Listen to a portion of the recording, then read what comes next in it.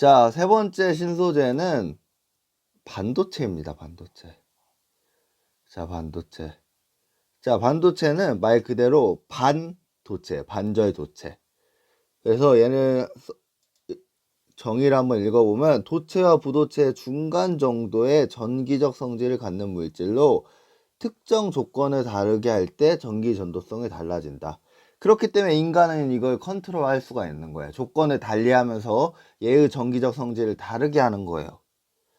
자, 그렇기 때문에 얘를 우리는 뭐에 이용하냐면 이런 거에 이용합니다. 컴퓨터 내부에 있는 칩, 여러분 아이폰, 갤럭시에 있는 칩, 또는 이 모든 전자기기에 있는 칩, 그러니까 블록인 거예요. 그 전자기기를 구성하고 있는 블록, 그것들이 바로 다 반도체로 이루어져 있습니다. 자, 여기 그림 보면 이해하기 쉬운데 도체는 전기가 통하는 물질을 도체라고 합니다. 항상 전기가 통해요. 자, 부도체는 항상 전기가 통하지 않는 물질이에요. 하지만 반도체는 도체와 부도체 중간의 성질을 지님으로써 인간이 컨트롤을 통해서 전기가 통할 때도 있고 통하지 않을 때도 있는 거예요. 알아주세요. 자, 그럼 이 반도체는 뭘로 만드냐면 규소로 만들어요. 규소.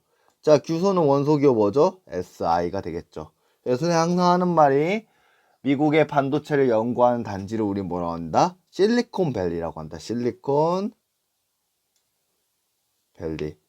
자, 여기에서 말하는 이 실리콘이 바로 뭐냐면 SI, 규소를 의미합니다.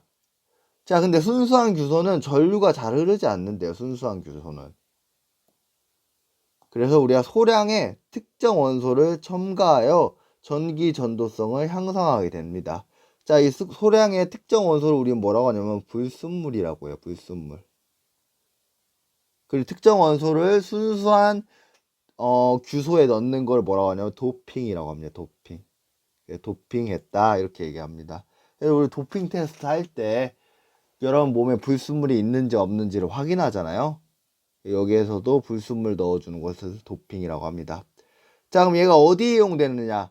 물론 컴퓨터, 스마트폰 모두 다 이용하죠. 근데 거기 안에 있는 이 반도체로 만든 부품이 뭐냐?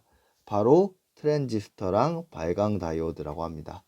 자, 그럼 트랜지스터 역할은 증폭하는 역할을 합니다. 자그마한 신호를 크게 만드는 거예요. 그럼 자, 이 증폭을 통해서 우리는 뭐를 얻게 됐냐면 전자기기를 소형화시킬 수가 있는 거예요. 우리 최초의 컴퓨터를 애니악이라고 하거든요. 애니악. 이게 I인지 O인지는 모르겠습니다. 왜냐면 이건 어차피 외국어 표기법이니까. 우리 냉장고 2대 정도 됐단 말이에요. 근데 점점 컴퓨터 크기가 작아져요. 그 이유가 뭐냐면 바로 트랜지스터 때문에. 트랜지스터 때문에 소형화가 되는데, 소형화되는 이유 바로 트랜지스터 때문에. 알아주세요. 자, 그럼 발광 다이오드는 뭐가 되냐면 빛을 내는 게 되겠죠. 그래서 전기 에너지를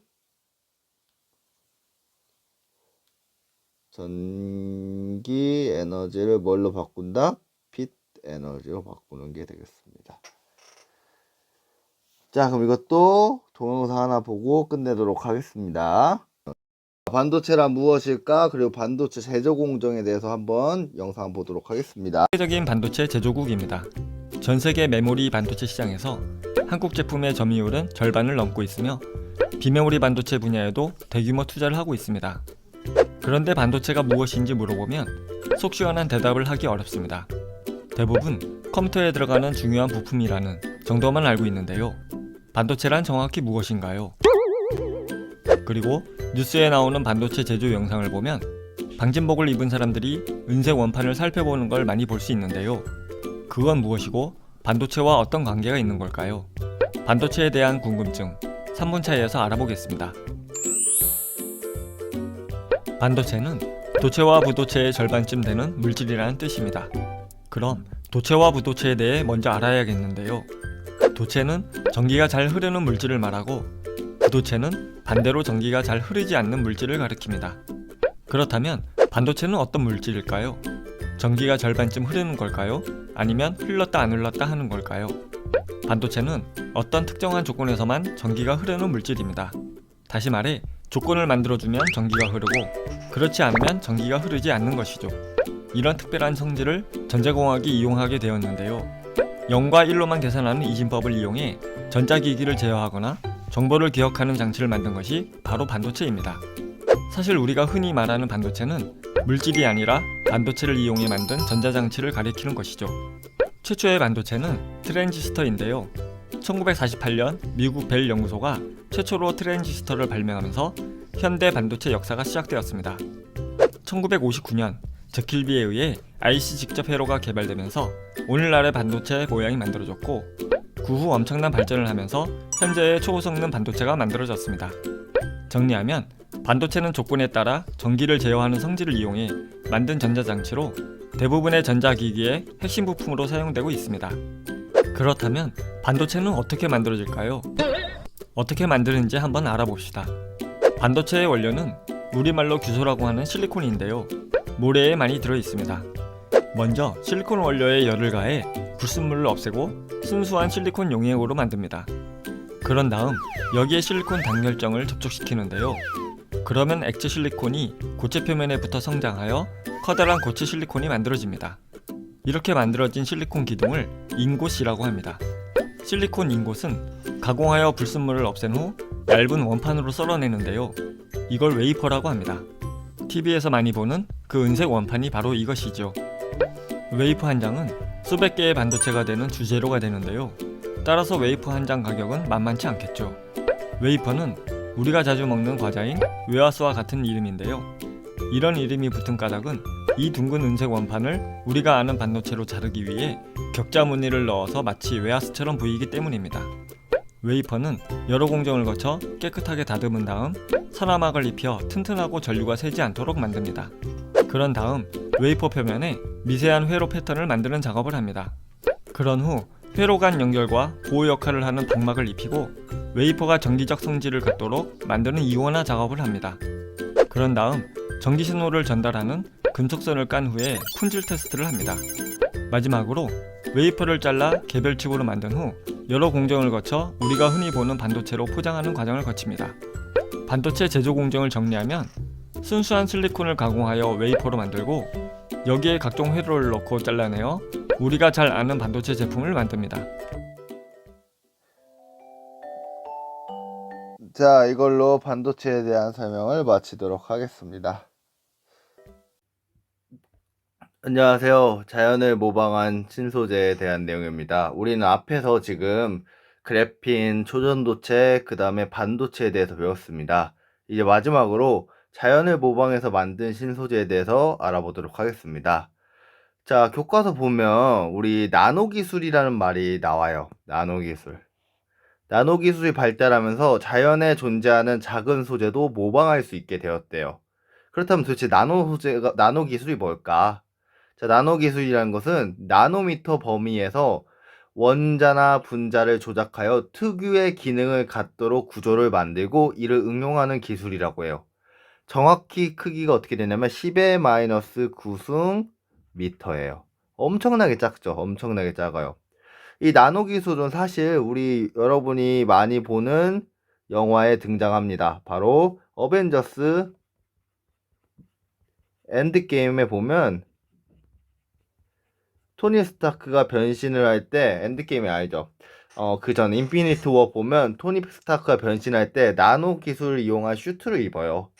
그때 나노 기술은 굉장히 작은 단위를 지칭하는 게 되겠습니다. 여기에 나왔듯이 원자나 분자 단위를 말을 해요.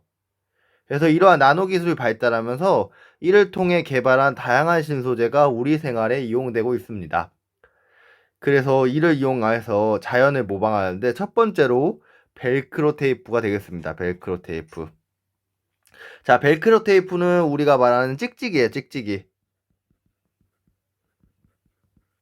여러분 슬리퍼에 찍찍이 있는 학생들이 있을 거예요. 그 찍찍이가 바로 뭘 모방한 거에 되겠냐면 독고마리 열매라는 우리 자연을 모방한 거예요.